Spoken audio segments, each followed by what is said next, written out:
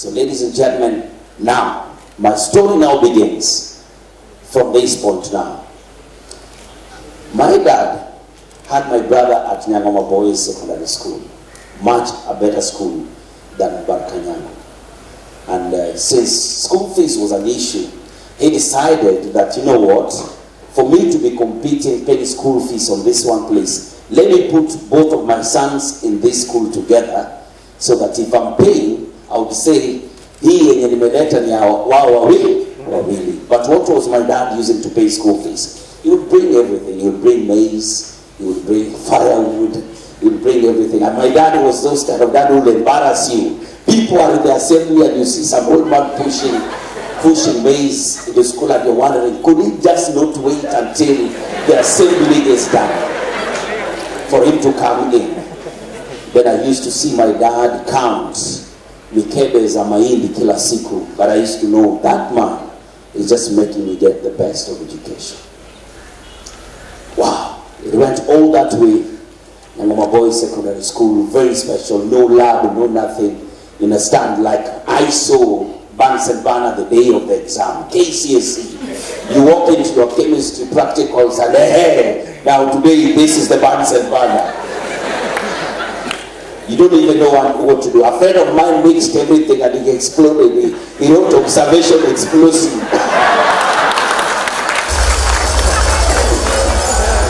You see the way you finish your KCSE and you're there knowing you see your friends, the people you hang around with are going to the university, people are going and moving. Then I walked to my dad and told him, when am I going to college?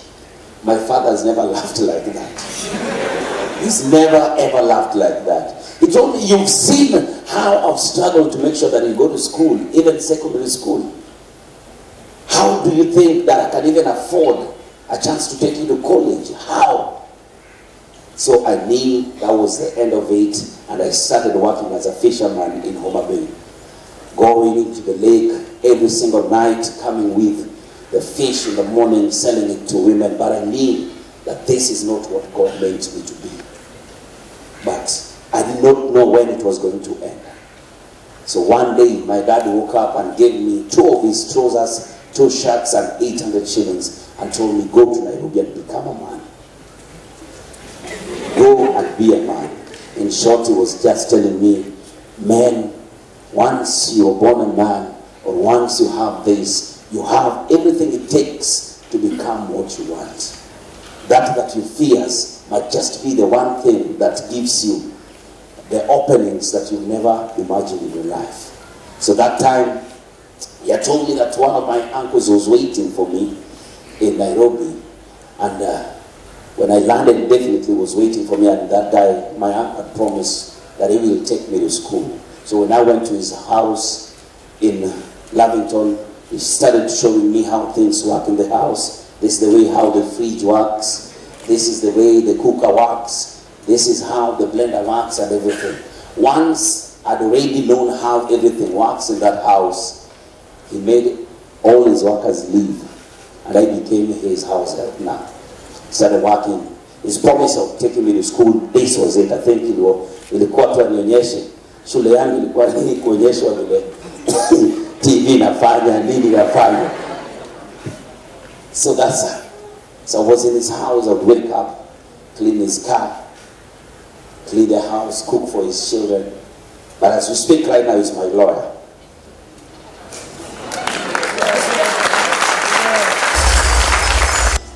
So as I walked with him here, we walked in his house, I knew very well that this is not what I want. I have much bigger dreams than being a house help here. So one day, tukakosana naye, and he told me, leave my house. You know how living with relatives can be hard. I want to tell you, one day, if you ever make it in life, which I know most of you will make it, if somebody comes to live with you, treat them with the best, uttermost respect, because you never know. Waswahili husema usidharau kunga ungali uzazi ungali upo, si ndio? So this guy threw me out of his house and I left to live with one of my uncles now in the slums. When I got to Embakasi Quarry at my uncle called Uncle Cheng, he told me, boss, I've been waiting for you here. Nobody comes to Nairobi and goes and start life in Lamington. We start here in the slums, my friend.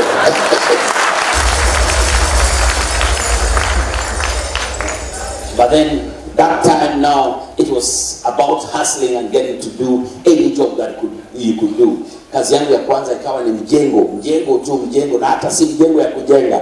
Kazi yangu ya mjengo ya kwanza ilikuwa mjengo ya kubomoa.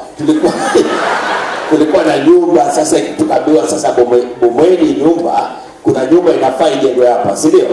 Tukabomoa nini, sasa ikakuwa ni kwenda kila siku mjengo, kuosha magari, kwenda industrial area, kufanya kazi, all sorts of jobs. But all this time I knew I had a talent in acting. So I'll tell my uncle sometimes, please, let me go to the National Theatre. Let me go to the National Theatre. So I'll go for my morning shifts. By 2 p.m., I leave to the National Theatre to chase my dream, because I knew this is what I wanted to do in life. So even getting at the National Theatre, I kept on looking for work each and every single day, and I was not even able to get a chance in a group. One day I went for an audition, and I was picked as the second. You see the way when you have a play, you have the first cast and the second cast. So I was lucky to be picked on the second cast. Now what happened in the second cast is that wherever anything happens and the first cast is not there, that's how you get your chance to be able to perform. So one day we were performing set books, and the students had come in so many numbers, and the first cast performed, and they were paid, and everybody was paid. So most of them went drinking out. So when they went drinking that night with the pay, the next day, one of the main cast members was not able to come. When he was not able to come, and the students had come again and wanted for their performance, and teachers were asking, what time are you starting? What time are you starting? That's when I was told, please, now this is your chance to go on stage. To go on stage. So I looked and told God, did this guy have to drink for me to show these people what I'm able to do? But then again, that was my only chance to prove that I was able to do this job. So I was just being tried as the second option, because the first option was not there. So I walked on stage, and it was the first person to get on stage. But these guys had said, hata tukijaribu siku moja na huyu jamaa, kesho yule mlevi atakuwa amerudi. But I told God, I just want these people to see you in me today. When I go on that stage, let them not see Felix. Let them see you. Let me give my best out of this. And today I still remember every single words of that play more than 10 years later. So I walked on stage, and everybody, all the cast members came to the side of the curtains, wakichungulia wakiona jinsi nitakavyoharibu play yao. Sindio?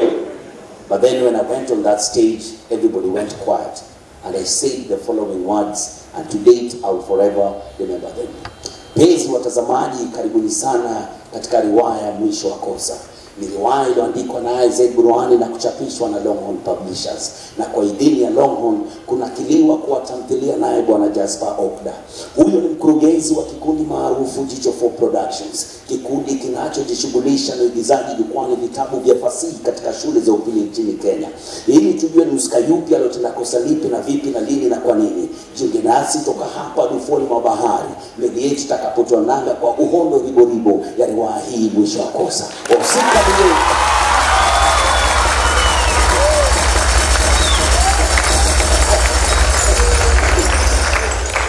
So most people here have never known that I speak very good Swahili.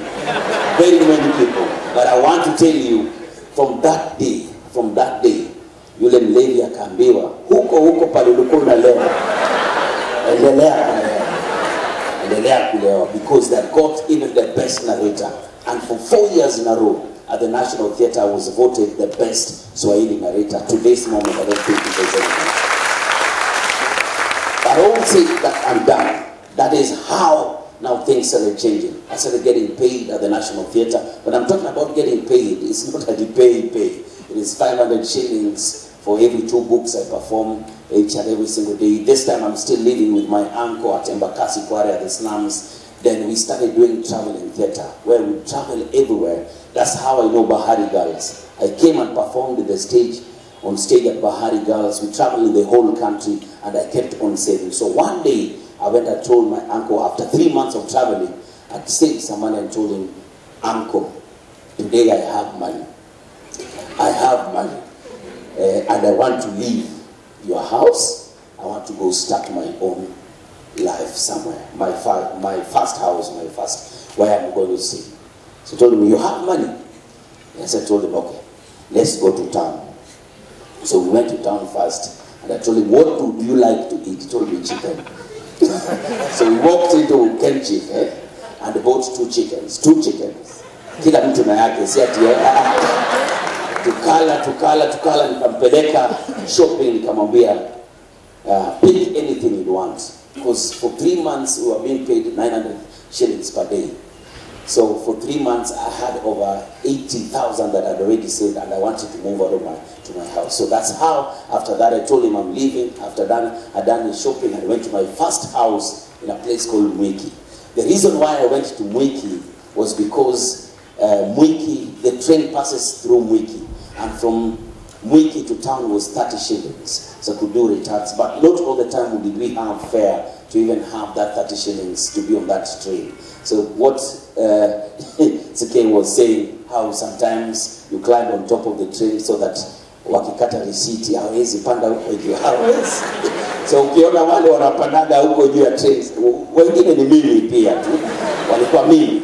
So that's how it started. Then I'm not the kind of person I sit in one place and get comfortable, because all of this, some of the people we used to act with, set books, are still doing set books to date. In this life, when you make an opportunity, make sure that one opportunity moves you to the next. Another opportunity moves you to the next. How best can you be in whatever you're doing? Now, ladies and gentlemen, things happen so fast.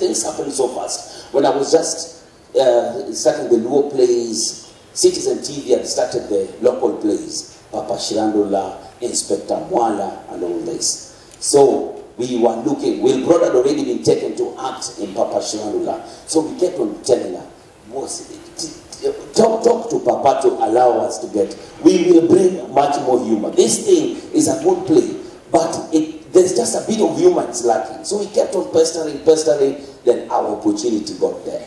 When I talk about our opportunity, I'm talking about my best friend, me and my best friend, Otoyo. It's a very, very close friend of mine.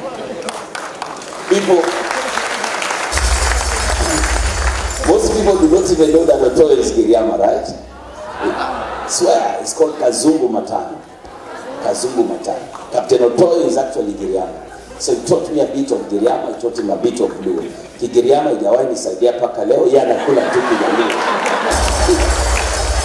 Yeye anakula tu Kijaluo, yetu anayekula sana. So we were called one evening, Otoyo and I were called and told, now the chance you've been waiting for is here. You are needed to be in Papa Shirandula. But the problem is a very small role. Will brother is getting married, and you are the uncles from home. You'll come to represent and talk on behalf of your sister, and it is over. So we knew that our role was just once. I told her, but this is not what we wanted. We wanted to stay in this program, but now, since we've been given this opportunity, let us show them that we really deserve to be in this program. Now, that's where another lesson comes in. When you have an opportunity, you only have 2 chances. Either to do it or not to do it. Either do it or don't do it. But don't do it halfway. There's never gray area in opportunities, because it knocks once, and when it knocks, you take it. So, I told Otoyo, listen, when those cameras will roll, we'll do things until these people will say that we need to be here.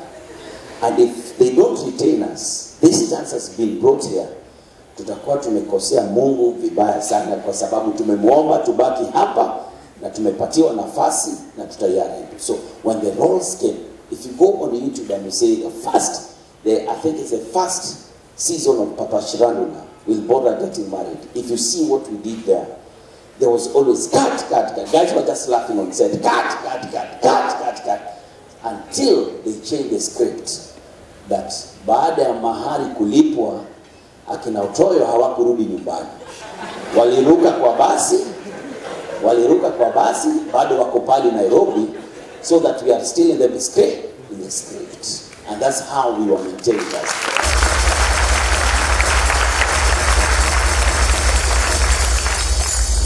That one episode brought in seasons and seasons and seasons. But remember, when you have one opportunity, always look for more. Never be comfortable. And that's when Kiss 100 had announced a replacement of Nyambane.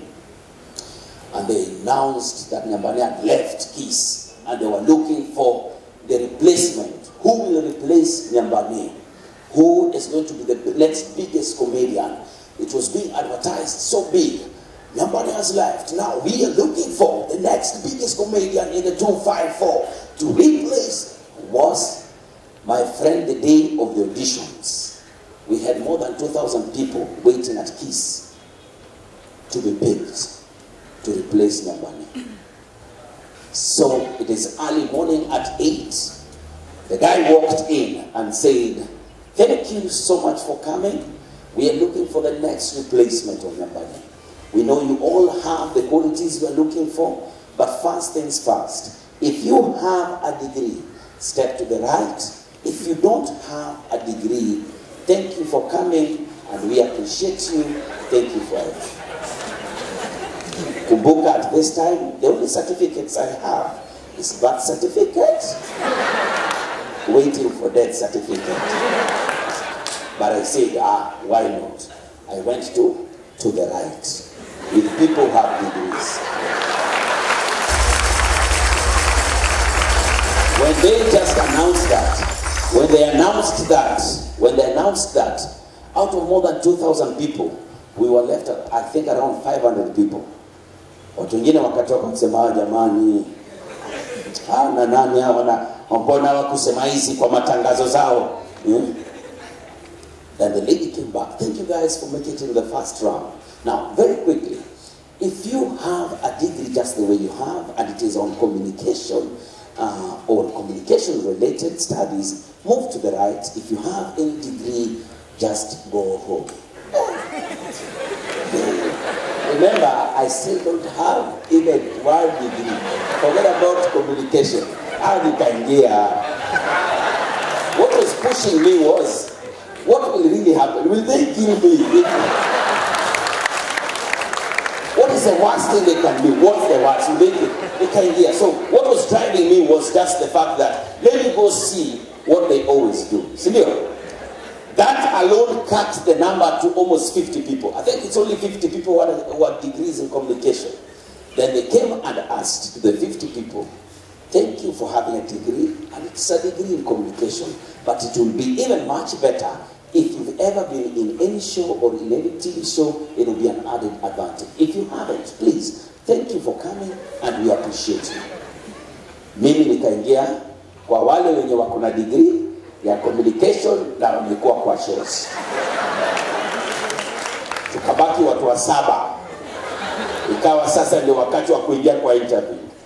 Nikaingia in front of a panel. Caroline Mtoko seated there, Patrick Kwako, people there, everybody, the management of Radio Africa, and they quickly told me, "Give us your papers and tell us who you are in 5 minutes." I told them, "Everything that you've been asking, I don't have, but I think I'm the person you are looking for."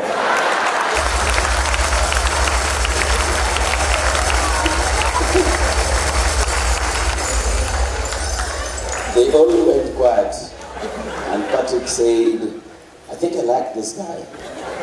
That's too much confidence. I think we will try you on air." So I was given a chance to be tried on air without all of these things. My friend, remember, when you're given an opportunity, give it your all. So the first day on air, second day, trials, everything, back and forth, people being dropped, everybody being dropped, everybody leaving, until we were left 2 people. Myself and Larry Asego. And the last day came now when they had to choose who to be employed. And they told us, it's been hard to choose among you who will replace Nambani. So we decided to employ the both of you.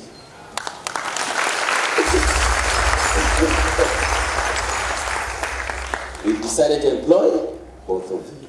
That's why if you're listening to Kiss at that time, it was Larry Asego, Caroline Mutoko, and Jalango.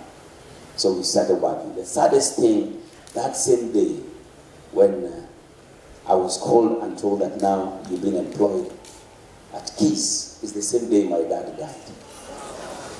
That is it's always a very hard thing for me to say, I wish he was around today, I would have given him the best of medication. Even this time, I was trying to fight and looking for this job. I wasn't even able to take care of him at that time. So the same day I got employed is the same day my dad passed on. 3 years, 4 years later, after working with Kiss, I said, let me try something different. I left a well-paying job to go start working with Alex Makide, one of my best friends at Radio Maisha. We created one of the best Swahili radios ever. Radio Maisha, when I joined, it was at number 48. Nobody even knew it. Then we started pushing. It went to number 27 the first quarter, to number 18 on the fourth quarter, and to number 7 on the last quarter, and then to number 1 when I was there.